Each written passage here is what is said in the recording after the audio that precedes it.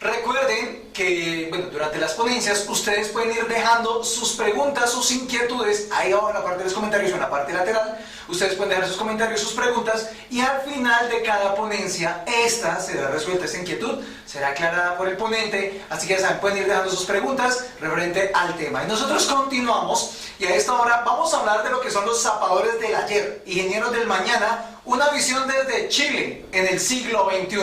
Y para eso nos va a acompañar el señor coronel de la Reserva Activa, Bernardo Castro Salas, quien es profesor e investigador de la Academia de Guerra del Ejército y Centro de Estudios e Investigaciones Militares. Ha realizado estudios de oficial de Estado Mayor, es licenciado en Ciencias Militares, magíster de Planación y Gestión Estratégica por la Academia de Guerra del Ejército, magíster de Educación de la Universidad de los Andes, graduado del Curso Superior de Defensa Continental del Colegio Interamericano de Defensa en Washington y experto en gestión del riesgo de desastres. Mi coronel Bernardo Castro Salas, muy buenos días. Sea usted bienvenido a este segundo día de este seminario internacional. Mi coronel, el auditorio, el público es todo suyo.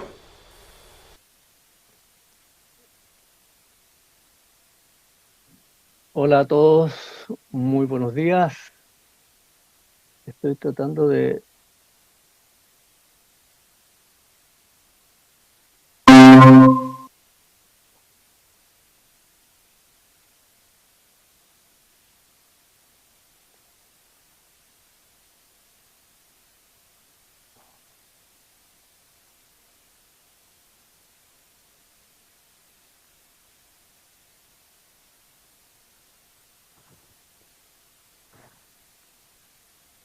Muy buenos días a todos. Espero que me estén escuchando bien. ¿Se ve bien? Sí, claro que sí, mi coronel. Ahí le estamos escuchando muy bien. Bueno, muchas gracias por la presentación. Señor comandante del Comando de Ingenieros del Ejército de Colombia, general Omar Sepúlveda, señor director de la Escuela de Ingenieros Militares de Colombia, señores oficiales, suboficiales, clases, profesores civiles, ciberasistente a este importante seminario internacional organizado por la Escuela de Ingenieros. Muy buenos días a todos. Zapadores del ayer, ingenieros del mañana, una visión desde Chile en el siglo XXI es la presentación que en esta ocasión voy a hacer para ustedes. Zapadores del ayer, ingenieros del mañana. Hoy abrimos los caminos que el hombre habrá de pisar, el pie marcando el destino y la vista en el más allá. Así dice una de las estrofas de una tonada chilena que el autor don Álvaro Correa y el conjunto musical Camino Viejo compusieron para la celebración del Día del Arma de Ingeniero del Ejército de Chile, el año 2002, con motivo del 123º aniversario del asalto, desembarco y toma del puerto de Pisagua el 2 de noviembre del año 1879, que a la postre permitió el inicio de la victoriosa campaña terrestre del ejército chileno y que por lo demás ha sido nuestra última participación bélica en el siglo XIX y siglo XX. Por lo tanto, es para mí un honor haber sido invitado a este segundo seminario internacional organizado por la Escuela de Ingenieros Militares de Colombia, donde se tiene previsto desarrollar temas tan importantes como relevantes para la formación de los oficiales y clases que ingresan cada año a esta importante, más que centenaria Escuela de Ingenieros, cuyo origen casi se funden con los primeros albores de la independencia de vuestra patria, por allá por el año 1814. Pero que bien sabemos que durante el gobierno del doctor Eduardo Santos, mediante el decreto 1926, del 16 de noviembre del año 1940, entonces se crea y organiza oficialmente, fijándole como sede la ciudad de Ibagué, desde donde, al igual que la Escuela de Ingenieros del Ejército de Chile en Tejas Verdes, provincia de San Antonio, ribereña del Desembocadura del río Maipo, se imparte la información, la formación, capacitación y especialización técnica desde sus orígenes en esos entonces a los zapadores, pontoneros, transmisiones y ferrocarrileros, que luego pasarían a formar parte de los cuadros y páginas de oro de nuestros ejércitos. Y como lo señalara al inicio de esta conferencia, hemos estado incansablemente abriendo caminos que las futuras generaciones habrán de pisar, y a la vez recordando con nobleza la entrega que todos los zapadores de ayer han hecho por nuestros ejércitos y nuestras respectivas patrias. llegando a entregar incluso sus vidas en tiempo de paz por el bien superior que se les encomendó. Esta vez, como viejo soldado zapador, se me ha pedido que pueda desarrollar un tema que se relaciona con lo que nos ha convocado nuestra querida Escuela de Ingenieros. Vale decir, hacer una mirada o una visión de la planeación estratégica global aplicada al arma de ingenieros y de qué manera ésta nos demandará hacer análisis prospectivos y críticos que nos ayuden a optimizar los actuales procesos de formación para un futuro desempeño profesional en un mundo en donde la velocidad con que se suceden los eventos de cambio, y entre ellos los de la sociedad del conocimiento, que se renueva a la misma velocidad, nos permite llegar y llevar a reflexionar sobre el impacto que éstas pueden provocar en las Fuerzas Armadas, producto de esta dinámica de cambios globales y locales, considerando que hoy, a diferencia del siglo pasado, la cantidad de información que tenemos a disposición es de tal magnitud que muchas veces no somos capaces de dimensionar, y esa situación, a veces, lejos con ayudar a los procesos de toma de decisiones, los dificulta. Por lo tanto, en esta conferencia trataré de desarrollar estas ideas siguiendo 3 líneas estratégicas que estimo son concurrentes a la hora de mencionar cuál podría ser una visión de planeación estratégica desde lo global a lo particular para el desarrollo y futuro del arma de ingeniero. En primer lugar, trataré de dar una mirada en el contexto o situación global de cambios que el mundo y la comunidad internacional ha sufrido y que se ha visto la necesidad de asumir procesos de cambios, en algunos casos históricos y en otros dramáticos,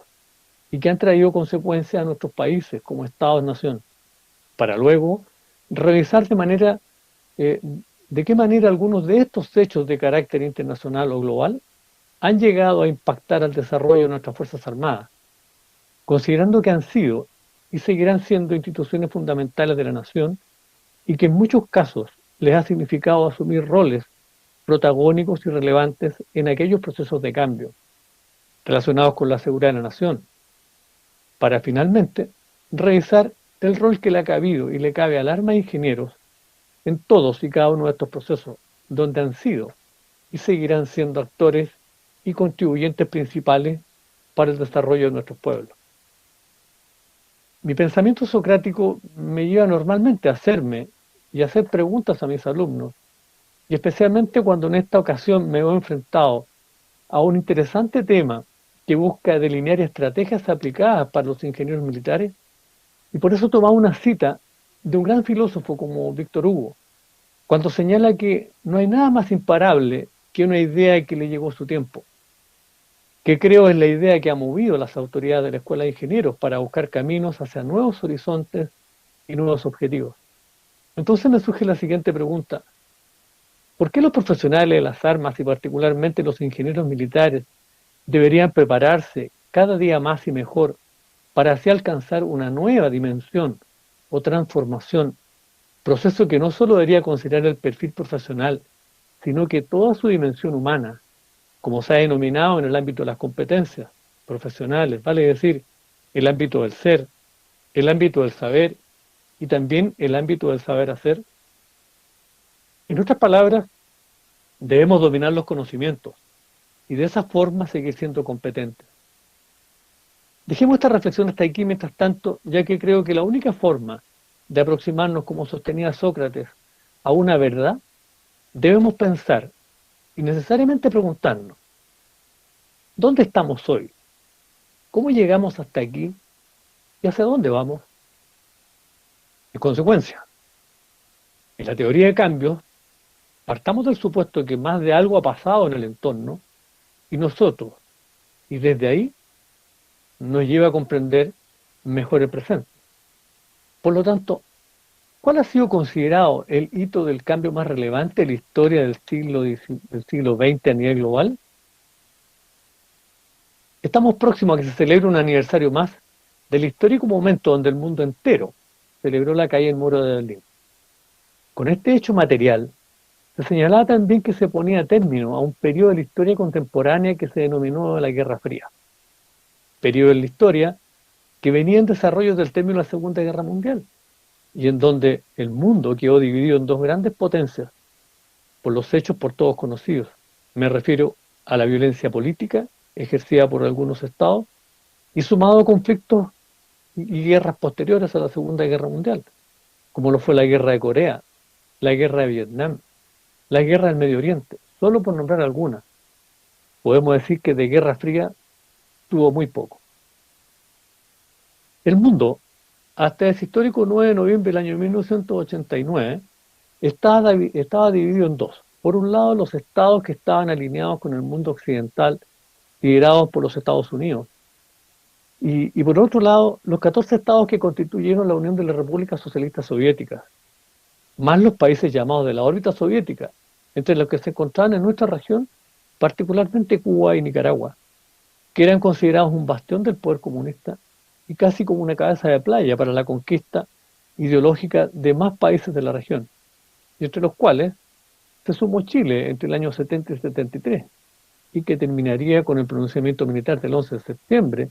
del año 73, siendo el primero también que logra zafarse, como se dice vulgarmente, del yugo marxista y que la comunidad internacional pro-marxismo no ha logrado superar hasta nuestros días. Efectivamente, hace 31 años el mundo cambió y pasó a ser un mundo globalizado e interdependiente, y como se denominó, con un gran guardián de la seguridad, los Estados Unidos de Norteamérica. Un dato importante que nos servirá para nuestros posteriores análisis. Cuando se pensó que a partir de ahí no habría más guerras entre estados, resulta que se incrementan los conflictos y guerras intraestados, lo que trae como consecuencia la creación de una nueva forma de conflicto y da paso a una nueva forma de actuar de las Fuerzas Armadas. Me refiero a la que hoy conocemos como operaciones de paz, en el contexto de una incipiente cooperación internacional, tal como lo señalara el secretario general de las Naciones Unidas, Boutros Boutros-Ghali, en su libro Un programa por la paz en el año 1995,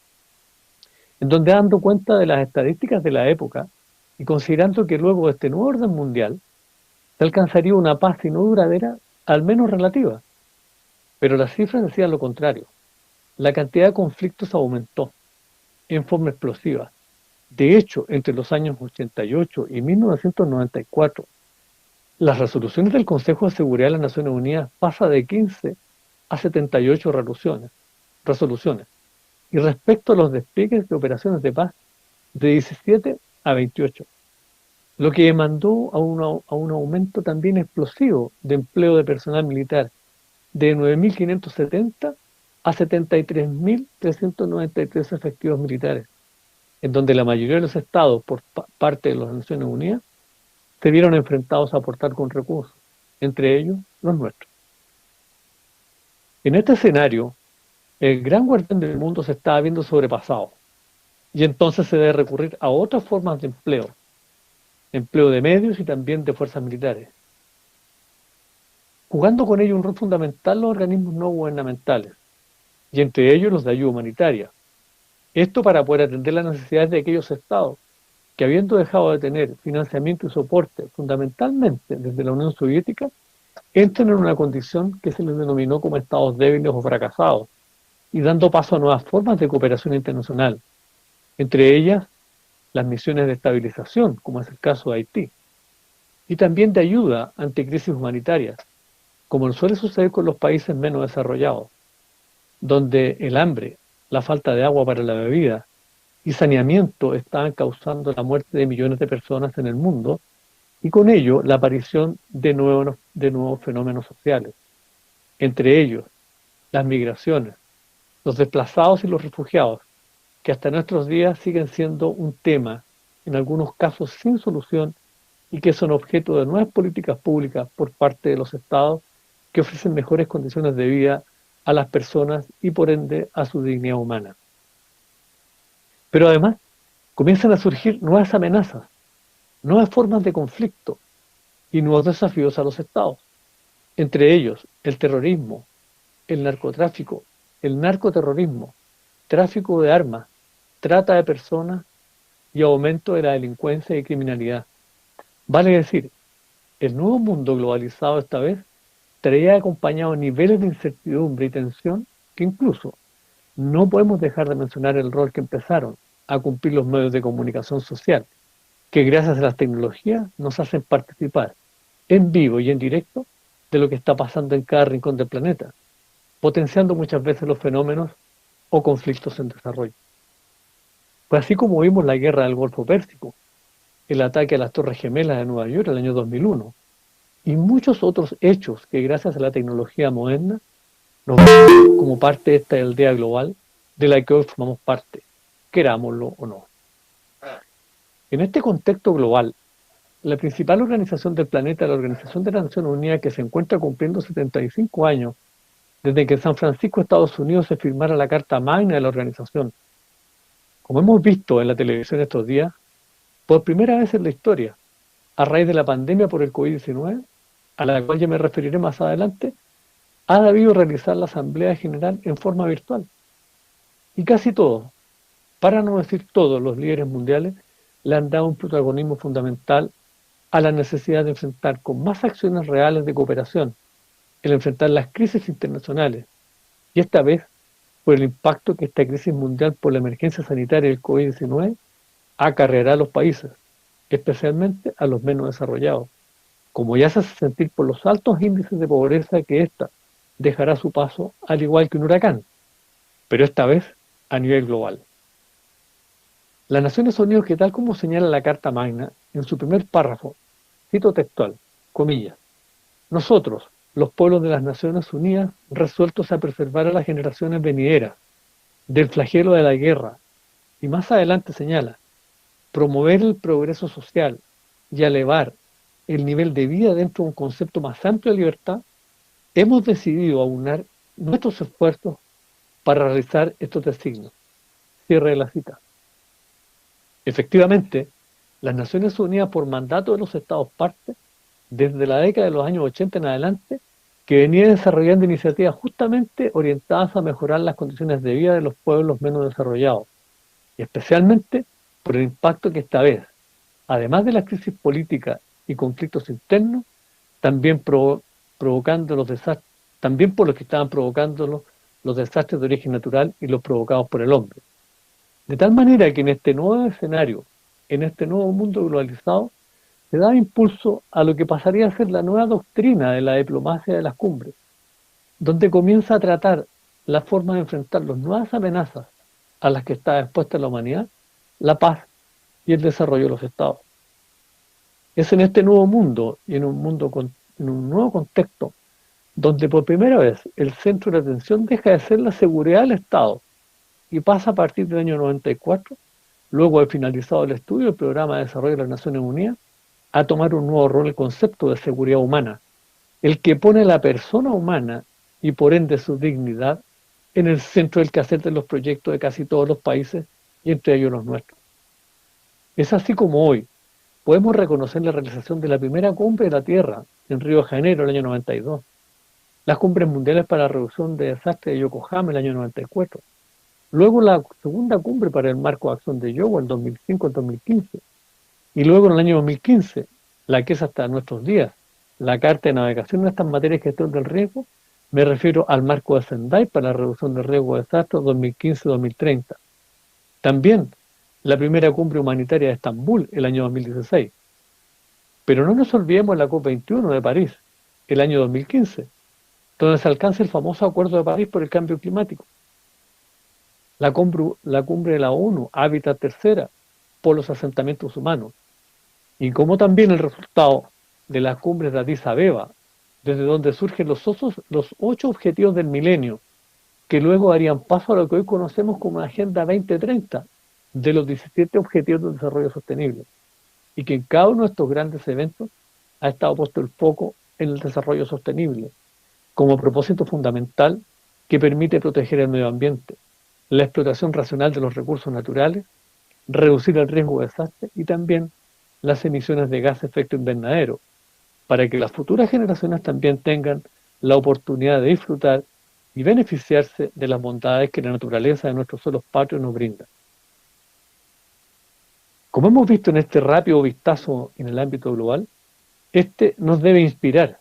y ser fuente obligatoria de conocimiento en nuestras aulas militares. Única forma de estar en sintonía con el planeta donde nos tocó vivir,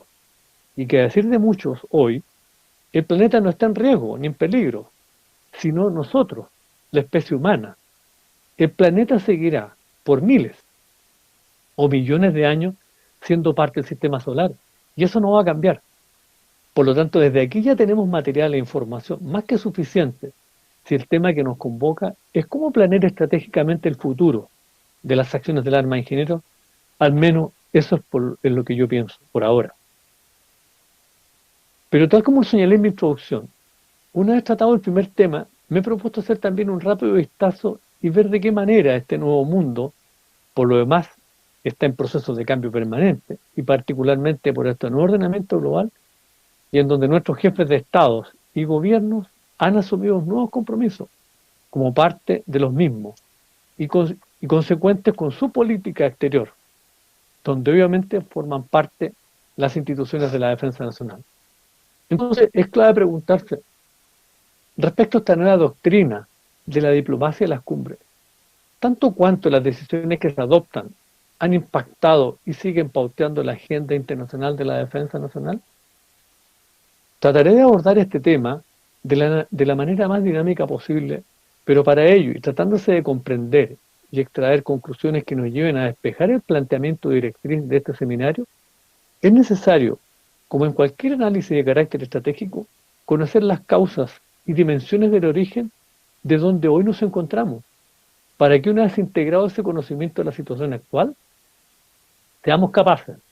a través de un análisis crítico, me refiero en el sentido de la profundidad, y evaluar las causas y efectos que nos pueden llevar a tomar decisiones en dirección hacia el objetivo previsto o al estado final deseado, considerando los nuevos escenarios en donde las instituciones de la defensa nacional se desempeñan conforme a su mandato constitucional, al cual pertenece el Ejército y por ende la Escuela de Ingenieros Militares de Colombia. Y estimo que lo que estamos tratando en este seminario internacional es válido para cualquier institución de las Fuerzas Armadas en la región. Ya vimos que a partir del año 1989 el mundo cambió, y es válido preguntarse entonces, si nuestros países son parte de este mundo y este cambió, ¿cómo esa situación se ha visto reflejada en nuestra área de competencia? Y podemos agregar, ¿cuáles han sido esos cambios a nivel nacional, institucional y en nuestro proceso formativo? O también podríamos preguntarnos, ¿cuáles cambios, si seguimos haciendo lo mismo de siempre? Bueno, todas estas tres preguntas son válidas y muchas más. Si somos capaces de hacer un alto como esta vez, o están haciendo ustedes, y no es primera vez. Por lo tanto, si de algo estamos seguros, que hay un inicio que tal vez no conocemos, o no supimos que sucedió, especialmente en nuestros tiempos, donde todo es muy mediático e instantáneo. Pero les puedo asegurar que si no nos hacemos el tiempo de hacer estos procesos reflexivos y profundos, probablemente otros resolverán sobre nuestro futuro. Y eso en estos tiempos ya no debe suceder. Cada uno, además, desde la individualidad y de sus capacidades, debe forjar su propio destino. Pero esto ya lo veremos más adelante. Entonces, a propósito de la nueva doctrina de la diplomacia en las cumbres y su relación con la defensa nacional, ¿qué pasó en Williamsburg, en el estado de Virginia, Estados Unidos, en el año 1995? Hay que recordar que la dinámica de cumbres en la región, como era lógico, empezó a ser liderada por el gobierno de los Estados Unidos de Norteamérica. Escenario o situación que estaba precedido de una historia entre las décadas de los años 70 y 90, donde en la región, producto de las luchas ideológicas del tiempo de la Guerra Fría, varios países, luego de vivir difíciles momentos políticos, económicos y sociales, sumado al aumento de la violencia propiciada por grupos extremistas y revolucionarios que buscaban desestabilizar a los gobiernos legítimamente constituidos y que, saliéndose del marco de la ley, generaron procesos revolucionarios que al final del día terminaron con la intervención de las Fuerzas Armadas en el gobierno, en diferentes formas y en algunos casos por largos periodos, de tal manera que, una vez superada la Guerra Fría, el gobierno de los Estados Unidos, y una vez que se habían producido procesos de normalización en casi todos los países de la región, lo que se denominó transición a la democracia, los gobiernos militares llegaban a su fin, y que esta vez no voy a entrar a detallar, pero aunque no se crea, hay algunos estudiosos que señalan, como por ejemplo en mi país, que este proceso de transición aún no termina, y ya han pasado casi 50 años de él.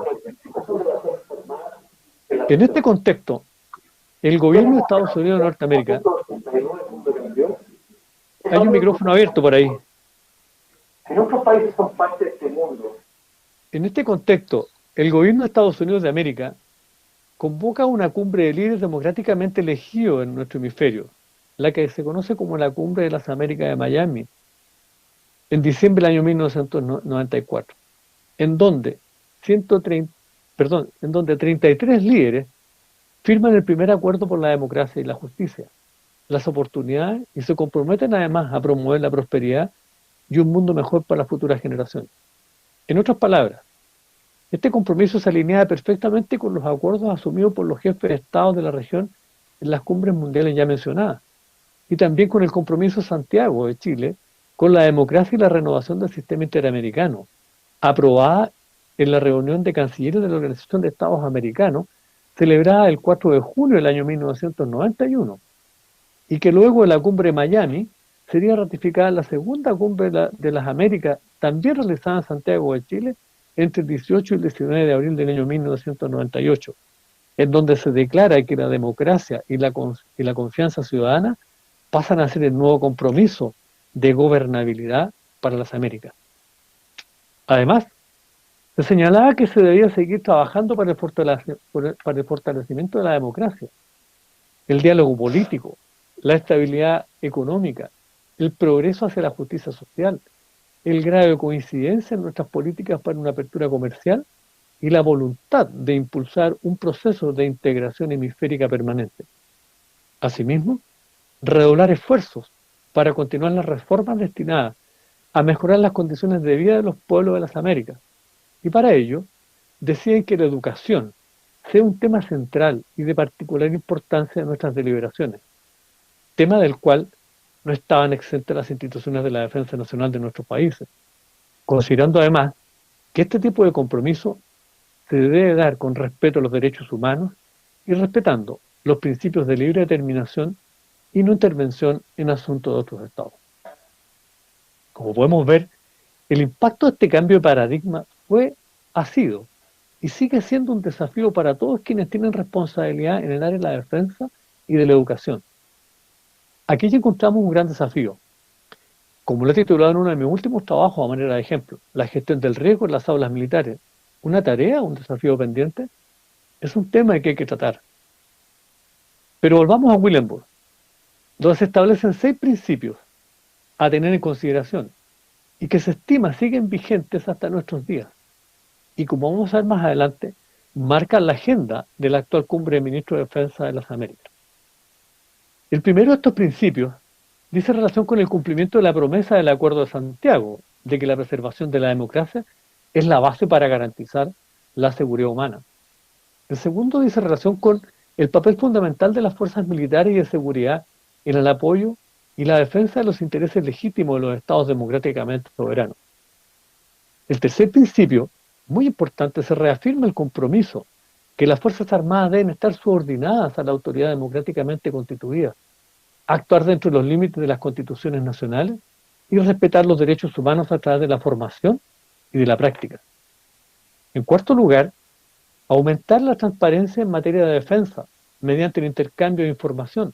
la presentación de informes sobre los gastos de defensa y un mayor diálogo entre civiles y militares. En quinto lugar, este principio decide relación con fijar como meta para nuestros hemisferios la resolución de las controversias pendientes mediante la solución negociada y la adopción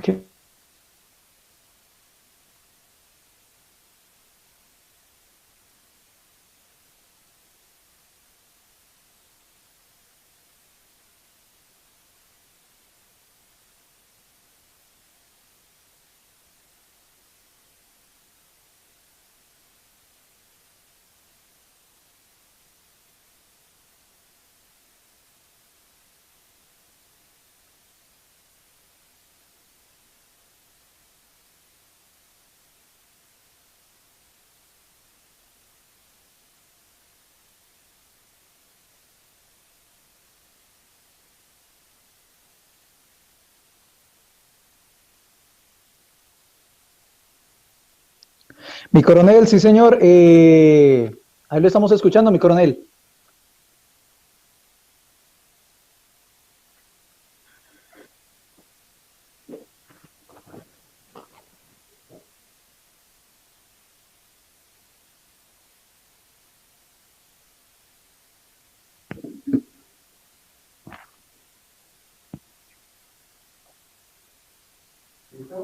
¿Listo?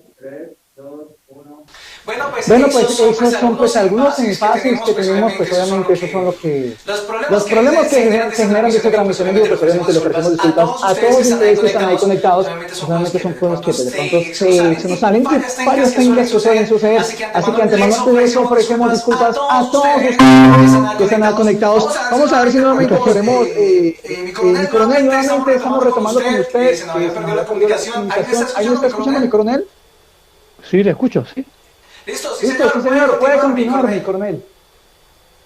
Ok. Señalaba en la última parte respecto a los principios de Willenborg que a manera de ejemplo, en medidas de confianza mutua, otro ejemplo que en nuestro caso bien vale destacar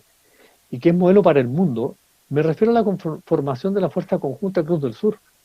con un cuartel general que conforma los medios militares de Chile y Argentina, donde se produce anualmente el relevo de mando de la unidad en caso que la UNO demande su empleo. En síntesis,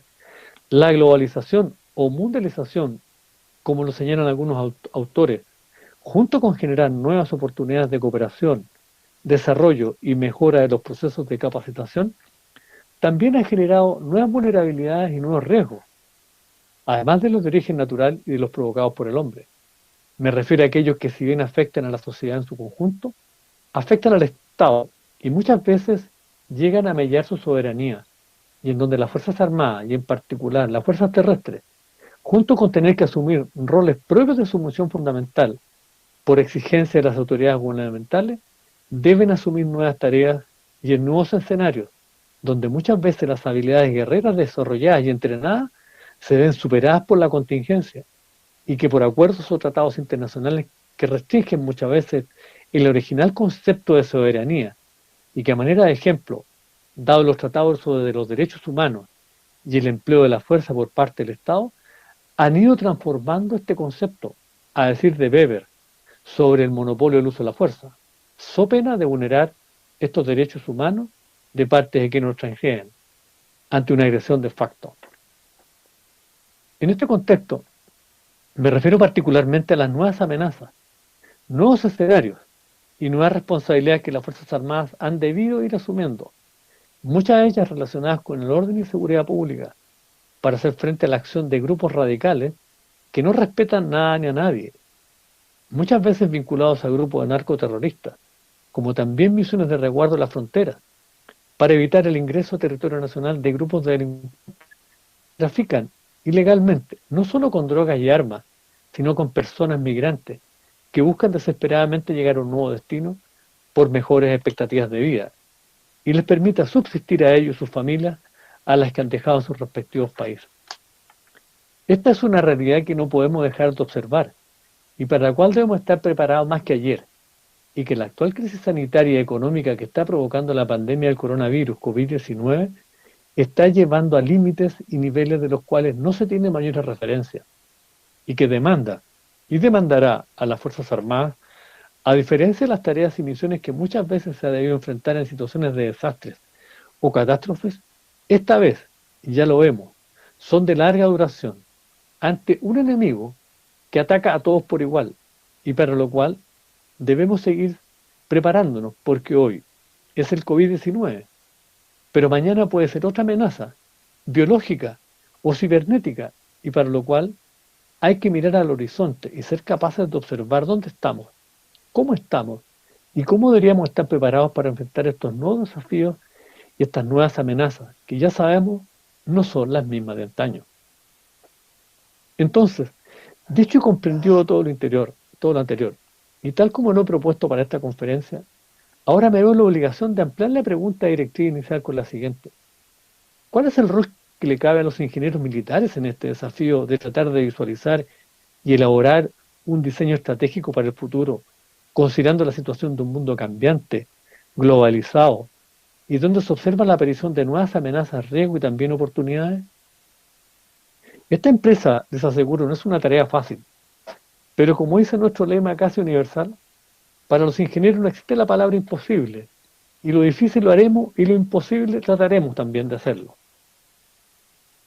En primer lugar, convengamos que tal como ya lo señalara, dentro de las Fuerzas Armadas en estos escenarios, la fuerza terrestre, vale decir el ejército, es la institución que siempre ha llevado y llevará el mayor esfuerzo para la tarea. Esto vale para Colombia, para Chile y para cualquier país, sin desmerecer la importancia de la labor de las otras instituciones. Dicho lo anterior, y sin entrar a detallar las principales y tradicionales misiones que la Constitución les demandará a las instituciones de la defensa, encontramos resguardar la soberanía, velar por la integridad territorial, son consideradas esenciales para la paz, la seguridad de la nación, y esta se vincula con el desarrollo como parte del bien común. En otras palabras, el solo hecho de estar, como se dice vulgarmente, con los pies en la tierra, nos hace estar más cercanos a todos los fenómenos que en ella suceden, entre los cuales figuran los ya señalados. Cuando se revisan estas misiones genéricas, obviamente surgen rápidamente preguntas. ¿De qué manera la fuerza terrestre aporta al desarrollo nacional? Y es difícil disociar la seguridad del desarrollo. Y en ese contacto rápidamente surge otra pregunta. ¿A través de qué medios se materializa ese aporte al desarrollo nacional en particular? Pareciera obvio que hay muchas manifestaciones institucionales en donde se está aportando esta variable del Estado, pudiendo ser en el ámbito de las ciencias sociales, a través de programas de capacitación, en universidades y centros de estudio, pero justamente a través del área de las ciencias, donde se estima se producen significativos aportes concretos al desarrollo de la nación, y en donde las ciencias de la ingeniería tienen y juegan un rol fundamental, y particularmente en el ámbito de la defensa, se ven representados por los ingenieros militares. Y en este caso, me refiero a los ingenieros militares del Ejército de Colombia, que a través de la Escuela de Ingenieros y de la Universidad Militar Nueva Granada, adquieren el conocimiento y las competencias profesionales para materializar dicho aporte al país. Por lo tanto, y siguiendo con el ejercicio de la pregunta directriz, y dado que nos encontramos insertos en una sociedad del conocimiento, que a diferencia de no muchas décadas atrás, hoy ese conocimiento gira a mayor velocidad,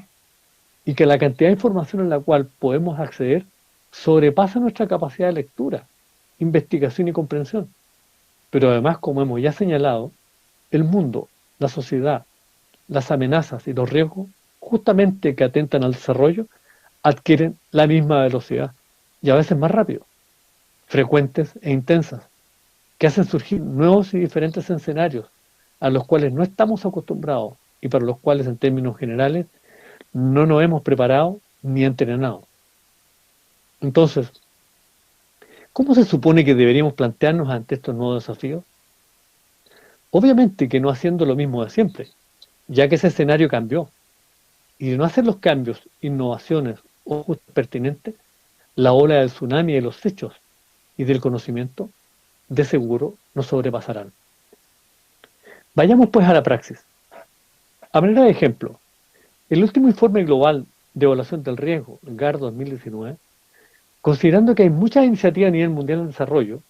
estimó que la mejor forma de enfrentar los desafíos del futuro del mundo relacionados con el desarrollo sostenible, el bienestar de las personas y por un mundo mejor, es considerando en un horizonte al año 2030 desarrollar al máximo los objetivos de cada una de estas iniciativas, por cuanto se estima son todas concurrentes, lo que se ha pasado a denominar el Pacto Político Global al 2030,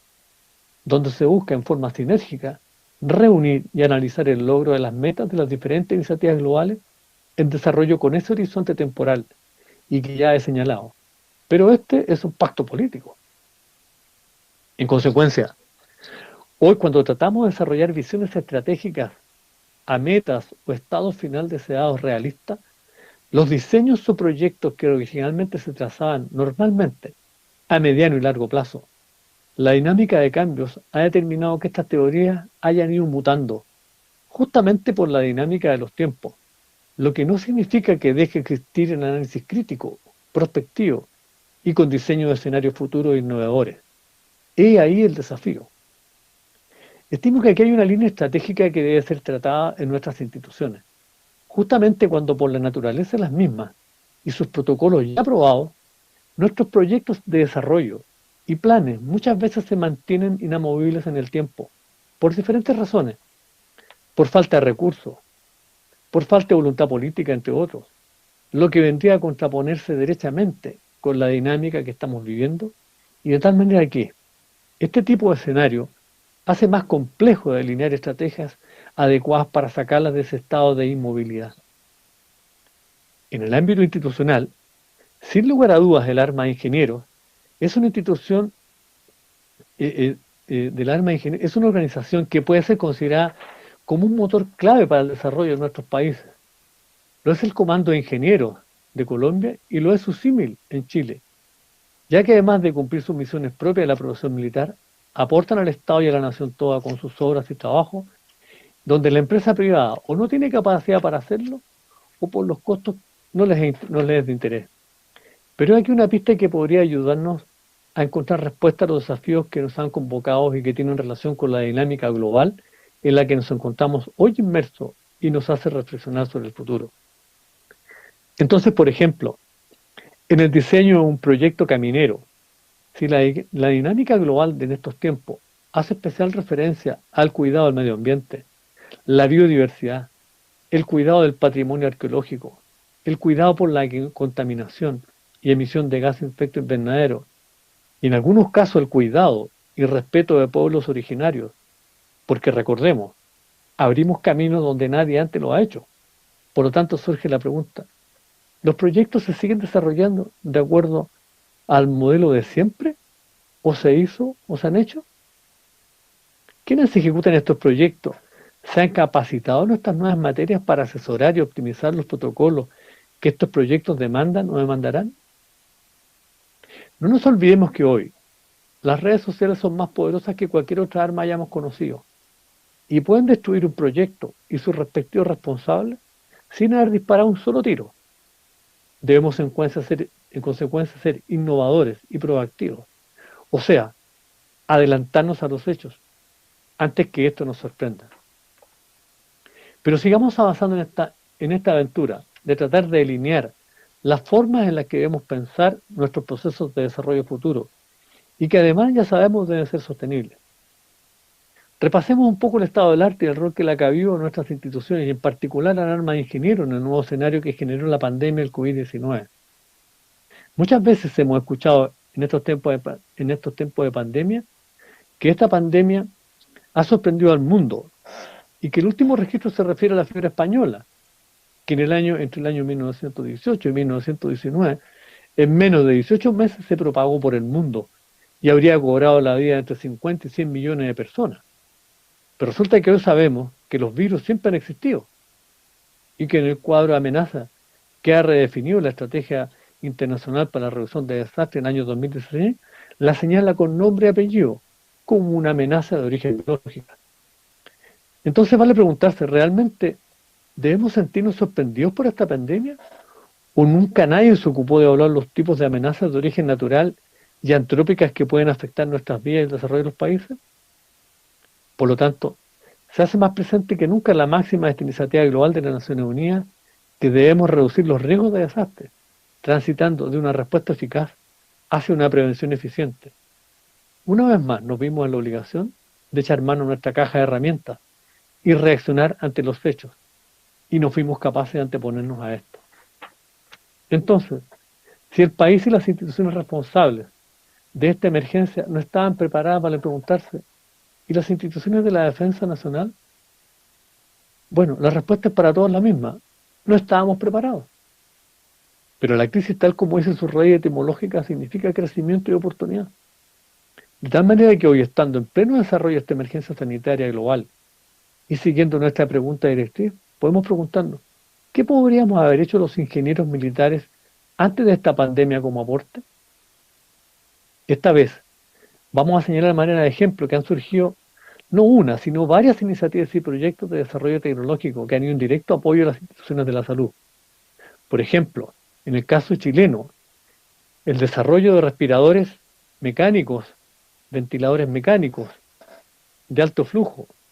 recuperación reparación y recuperación de equipos de esta misma especie que estaban abandonados en bodegas, listos para la baja, que fueron recuperados por ingenieros militares y civiles, que hoy siguen salvando vidas. En el ámbito del apoyo a la gestión de autoridades locales, en el desarrollo de sistemas de información geográfica para el desarrollo de contagiados, levantamiento de información georreferenciada de locales para apoyar a la población, con atención para la vacunación, diseño de planos reguladores para identificar familias vulnerables, y así también para desplegar puntos de control y aduanas sanitarias. Y qué hablar de los despliegues de puestos de atención médico, como hospitales modulares de campaña,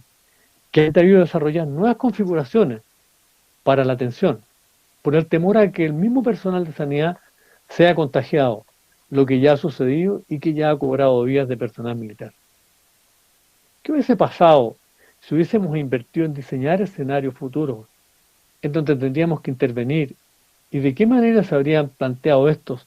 en proyectos estratégicos e innovadores? En fin, ya llegará el momento de hacer la evaluación y sacar conclusiones y lecciones aprendidas, pero que conforme a lo que estamos tratando en este seminario, bien pudo haberse previsto con tiempo y de mejor forma. Vale decir, sin tener que improvisar, considerando que a diferencia de otras emergencias o catástrofes, esta lleva más de 6 meses y se estima aún queda mucho por andar. Entonces surge otra pregunta. ¿Cuál será el costo de esta emergencia? Y no me refiero a los costos económicos, que ya sabemos son altos,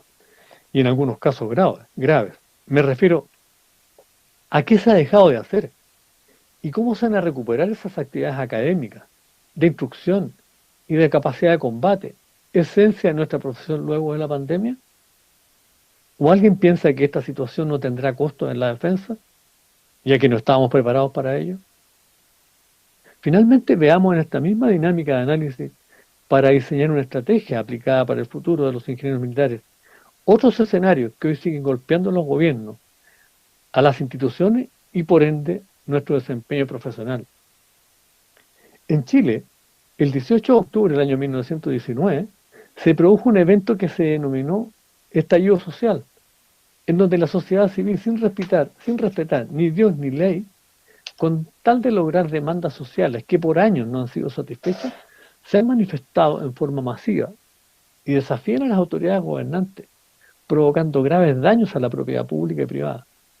lo que ha demandado a las autoridades de gobierno aplicar la ley, y en estos casos decretar un estado de excepción constitucional que restringe algunas de las libertades consagradas en la Constitución Política de la República, y que al estar los manifestantes infiltrados por grupos violentistas, incluso han llegado a agredir a militares y policías. Lo peor de todo es que, al igual que el coronavirus, señalan algunos analistas en la prensa nacional, nadie ve venir este estallido. Esta situación ha traído graves consecuencias políticas, económicas y de repercusión internacional. En este caso a Chile, tuvo que suspender la COP25 por el cambio climático, donde asistían más de 180 presidentes y jefes de Estado. Además, se suspende la Cumbre de Comercio de Asia-Pacífico, APEC. Se destruyen 118 estaciones de un total de 136 de la red del tren subterráneo de la región metropolitana, con un costo que acaba de ser publicado recién, escuchen bien, 255 millones de dólares costó su reparación, y generando además el cierre temporal y en algunos casos permanentes de locales comerciales. En otras palabras, una crisis total, con un alto costo en todo sentido. Hoy se discute en el Congreso un proyecto de ley que, sumado a todos los otros temas ya tratados, busca asignar nuevas responsabilidades a las Fuerzas Armadas relacionadas con la protección de la infraestructura crítica, entre ellos el Metro de Santiago, control de puertos, aeropuertos, lo que obviamente demandará el desarrollo de nuevas capacidades, nuevas formas de empleo de las Fuerzas Armadas, y lo más complejo, el desarrollo de nuevas habilidades, que no serán las mismas habilidades guerreras que hoy conocemos, y en donde los temas relacionados con el derecho internacional y los derechos humanos tendrán sin lugar a dudas una ubicación predominante en las mallas curriculares de nuestro establecimiento de educación superior de las Fuerzas Armadas. Temas que, como ya lo señalaré en mi exposición, tienen una larga data desde la cumbre de Willenburg, y que están contempladas dentro de los 6 principios, y que hoy, dadas las actuales condiciones y escenarios, al parecer tienen la misma fuerza y validez desde la primera que fueron declarados por nuestro jefe de Estado en esa primera cumbre de ministros de Defensa de las Américas. Reflexiones finales. Bien sabemos que si hay algo constante en la vida es la dinámica de cambio. Vivimos en un mundo cambiante, un mundo globalizado en donde los asuntos de uno nos afectan a todos y a los más cercanos con mayor fuerza. Cambios que para bien o para mal debemos asumir y para lo cual idealmente debemos prepararnos y no vernos sorprendidos por esto. Esta dinámica de cambios, asociada a otras variables como la sociedad del conocimiento, el flujo de una gran cantidad de información, entre las cuales no todas son ciertas, lo que demanda tener una mayor conocimiento científico y académico que nos permita discriminar de aquellas que son de valor de uso, de aquellas que no. Que más que aportar, al igual que la teoría de ruidos y señales, aportan más ruido y que lamentablemente generan interferencias al momento de hacer análisis, de delinear estrategias que buscan optimizar procesos, estructuras organizacionales y funcionamientos más eficaces y eficientes de nuestras instituciones. Tomando como referencia lo que señaló el doctor Ronald Heifetz en su libro Liderazgo sin respuestas fáciles, propuesta para un nuevo diálogo social en tiempos difíciles, y viendo la dinámica de cambios a las que nos vemos enfrentados, y cuando tratamos de buscar o delinear nuevas estrategias que nos permitan estar mejor preparados para enfrentar el futuro, en este caso, para los ingenieros militares, debemos considerar primero que se debe asumir el riesgo de liderar procesos de transformación, situación que no es fácil en nuestras culturas,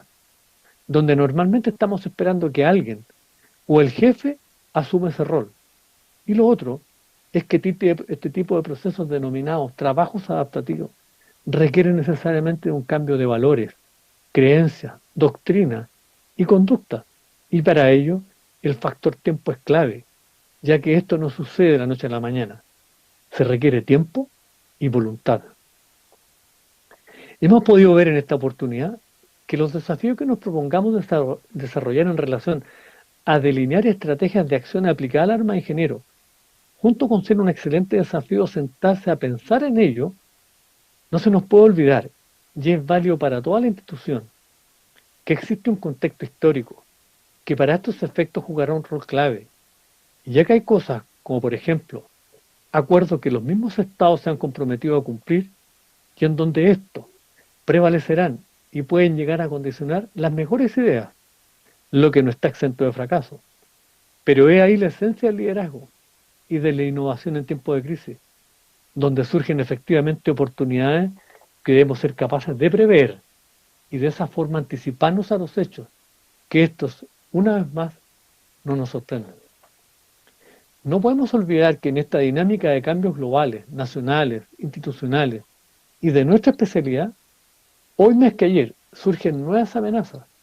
nuevos riesgos, nuevos escenarios y nuevos desafíos, que por esta misma dinámica no podemos pretender enfrentar con las mismas herramientas, con los mismos métodos y las mismas competencias de siempre. Eso nos llevará a un error, que posiblemente podamos superar una vez, pero no para la próxima ni para siempre. Por lo tanto, solo nos queda seguir por la senda del estudio y del perfeccionamiento profesional, que nos permita aumentar nuestras competencias y habilidades profesionales, incorporando las nuevas normas, nuevas tendencias, y de esa forma abrir nuevas sendas, rutas y caminos que los zapadores de ayer hicieron en su tiempo y que los ingenieros de hoy y del mañana tendrán que trazar, proyectar y ser capaces de lograr con éxitos el estado final deseado que se hayan propuesto. En consecuencia, esta vez con mayor razón les dejo este pensamiento de Charles Darwin, que se refiere justamente a lo que hoy buscaba generar en cada uno de ustedes, y ojalá haya podido cumplir con ese propósito. Cuando dice que no es más fuerte de las especies el que sobrevive, tampoco el más inteligente el que sobrevive, es aquel que es más adaptable al cambio. Muchas gracias por la oportunidad y por la atención que me han prestado. Muchas gracias, mi coronel, por esta ponencia muy interesante que nos dejó en esta mañana. Él es el señor coronel de la Reserva Activa, Bernardo Castro Salas, que nos está hablando de los zapadores del ayer, ingenieros del mañana, una visión desde Chile en el siglo XXI. Mi coronel, agradecerle por ese tiempo que usted nos regaló, mi coronel, por ese tiempo y por esos conocimientos que usted nos transmitió en esta mañana.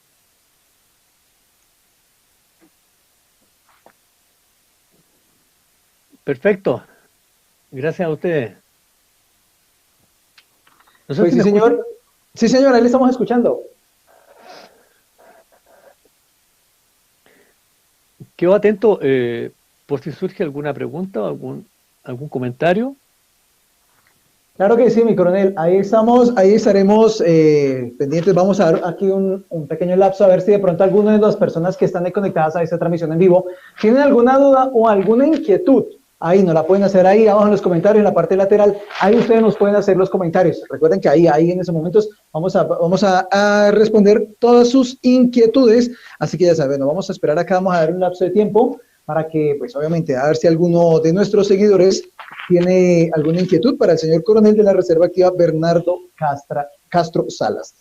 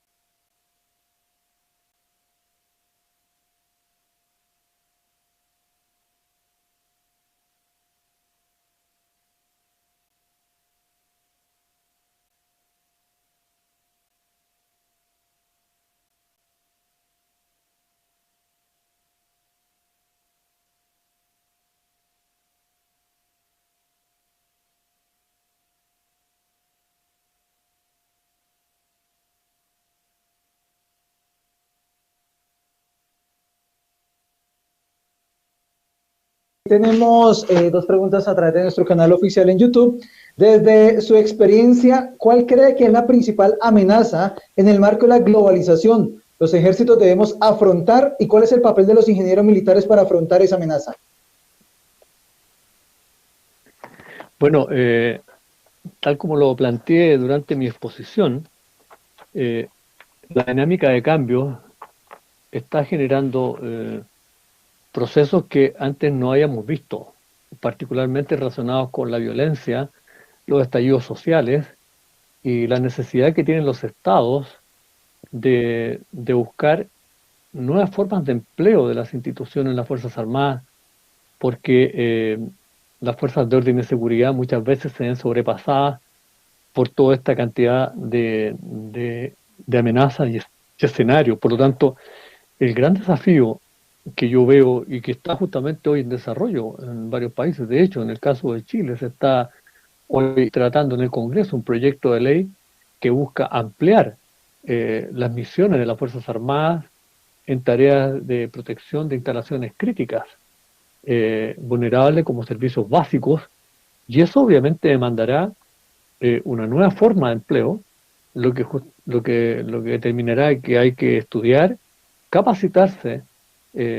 como señalaba, en marcos jurídicos nuevos, porque una cosa es el conflicto,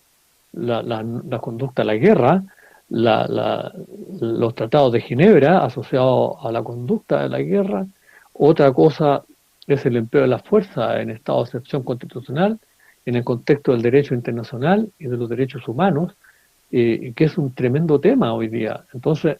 las Fuerzas Armadas, y en general, tienen que tener un proceso de reformulación de sus misiones y de sus competencias profesionales. Y en particular el arma de ingeniero, como señalaba, hoy día hay corrientes de pensamiento, acuerdos internacionales muy potentes respecto al medio ambiente, respecto a la biodiversidad, respecto al cuidado arqueológico, al patrimonio histórico y a los pueblos originarios, de tal manera que los proyectos en los cuales nos veamos involucrados, como por ejemplo la construcción y el diseño de una ruta caminera, de un nuevo camino, como el que ustedes están construyendo en Colombia, si no se observan estas líneas de pensamiento y estas corrientes de pensamiento que son realmente necesarias, asociados al desarrollo sostenible, justamente, van a ser objeto de cuestionamiento, de crítica, y van a tener que asumir los costos políticos, sociales y, por qué no decirlo también, desde el punto de vista jurídico, porque el transgredir una norma